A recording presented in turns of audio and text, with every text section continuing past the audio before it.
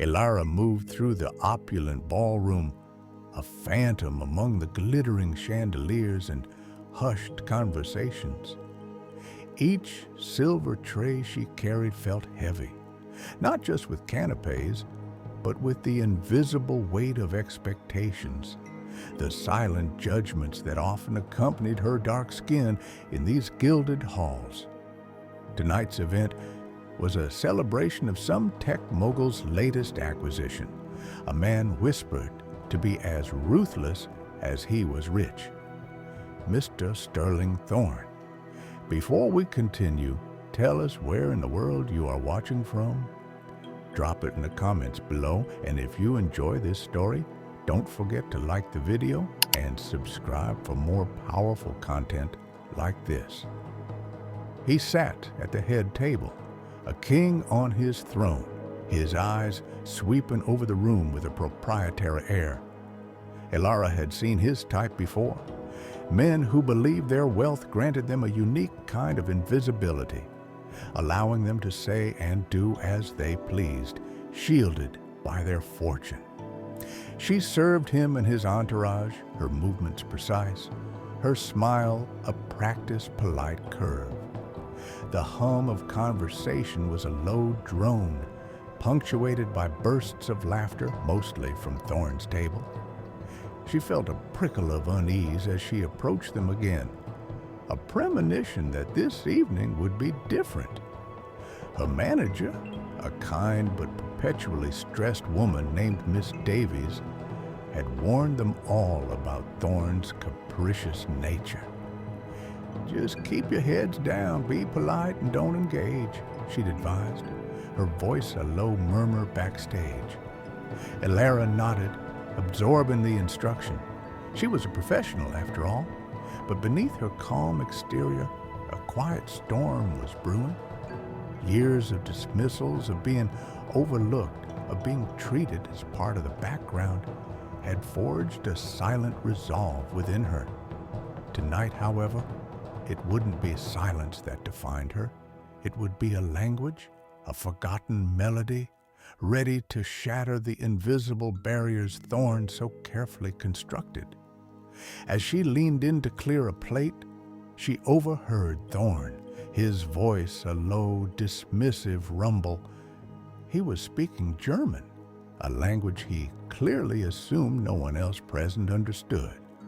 His assistant, a nervous young man named Mark, chuckled obsequiously at his boss's words. The other guests at the table merely nodded, their smiles fixed. Elara felt her breath catch. The words, though veiled in a foreign tongue, were sharp, cutting. They were about her, her dark skin, her presence, her perceived place in his world. Thorne's gaze flickered to her, a brief, contemptuous glance, before he continued his monologue, seemingly oblivious to the subtle stiffening of Elara's posture. She felt a heat rise in her cheeks, a familiar sting of indignity. But it was quickly replaced by a cold, quiet anger. He thought he was safe behind his linguistic fortress, his wealthy echo chamber. He was about to learn just how fragile that fortress was. This was not merely an insult, it was a challenge, hurled across a chasm he believed only he could bridge.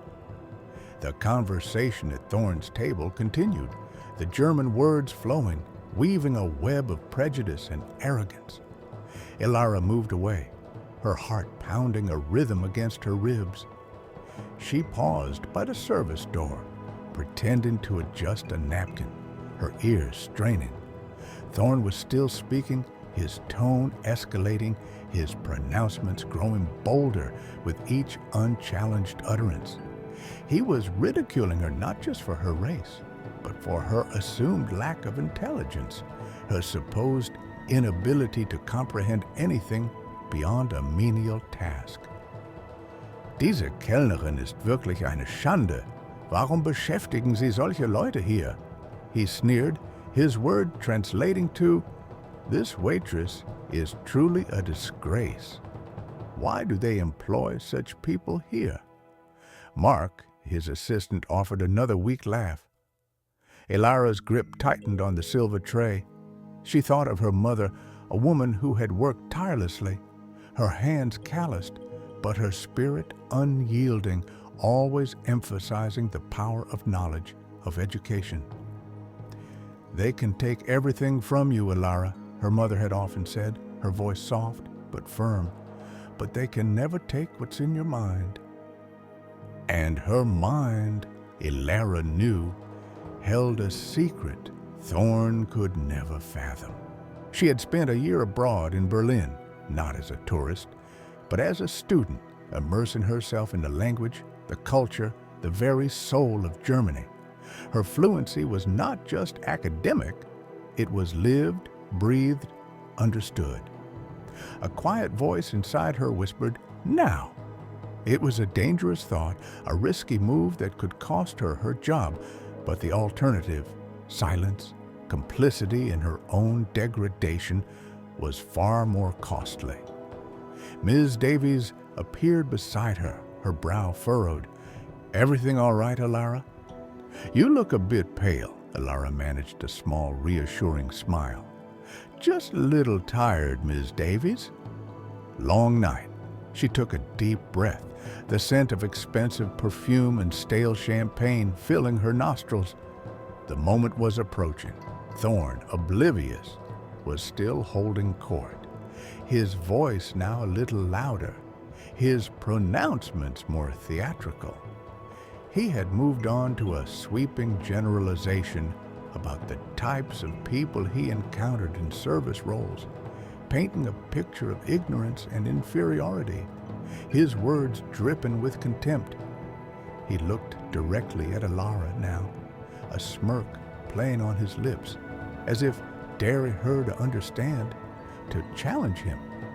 With newfound resolve, Elara approached Thorn's table again, her gaze steady. She carried a fresh bottle of sparkling water, its condensation cool against her fingers. The air around the table seemed to thicken, a silent tension settling.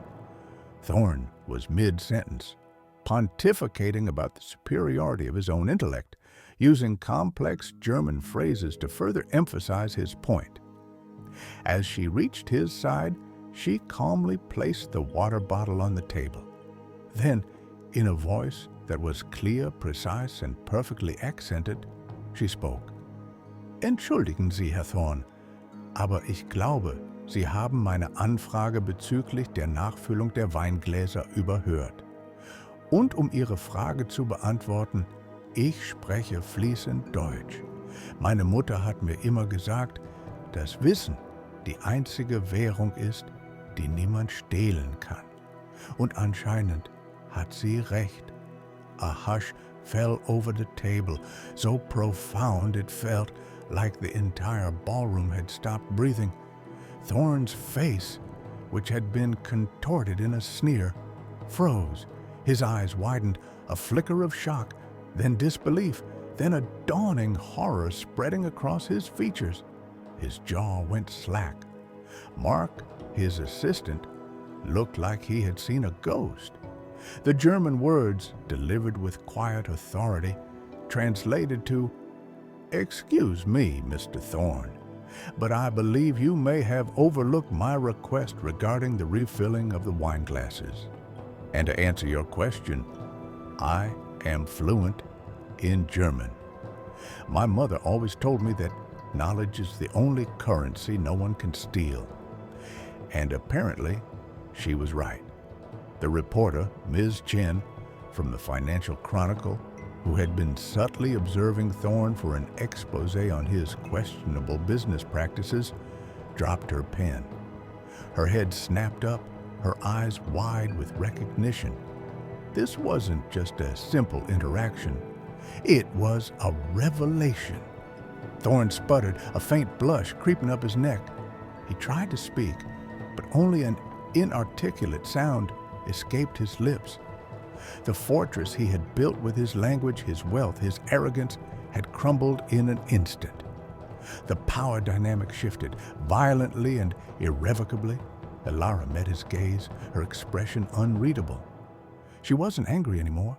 She was simply present, witnessing the unraveling of a man who believed himself untouchable. The music, which had seemed so distant, now swelled slightly, a subtle backdrop to the dramatic silence that enveloped the table. The aftermath was a swift, silent earthquake. Ms. Davies, who had witnessed the exchange from a distance, rushed over, her face a mixture of concern and bewildered respect. Thorne, still reeling, pushed himself away from the table, muttering something incoherent under his breath before storming out of the ballroom, his usual swagger replaced by a frantic, undignified haste. Mark, his assistant, scurried after him, leaving behind a lingering scent of embarrassment. The other guests at the table looked at Alara with a newfound, almost fearful admiration. Ms. Chen, the reporter, quickly composed herself, a glint of journalistic hunger in her eyes. She approached Alara, her voice hushed but eager. "That was incredible. Could I perhaps have a moment of your time?" Alara, still calm, gave a small nod. The story of Thorne's public humiliation, amplified by Ms. Chen's article, spread like wildfire. It wasn't just about a billionaire being caught in his own trap. It was about dignity, about the quiet power of the underestimated, about the invisible walls we build and the unexpected ways they can fall. Alara, initially worried about losing her job, found herself championed by Ms. Davies and eventually offered a position in corporate training, teaching cultural sensitivity and communication to the staff. Her story became an inspiration, a reminder that true wealth lies not in possessions or status, but in integrity and knowledge. She often reflected on that night, on the shift from being invisible to undeniably present. Her mother's words echoed in her mind, now not just a comfort, but a truth lived and proven. The incident had been a catalyst, not just for her, but for many others who had felt unseen, unheard. It taught them that sometimes the most powerful response isn't a shout, but a precisely articulated truth, spoken in a language the oppressor never expected you to understand. Alara knew that one encounter couldn't dismantle all the invisible barriers in the world, but it was a start. And in that moment, with the quiet hum of a new beginning surrounding her, she felt truly free. What languages do you speak? Not just with your tongue, but with your actions. What invisible truths are waiting to be revealed?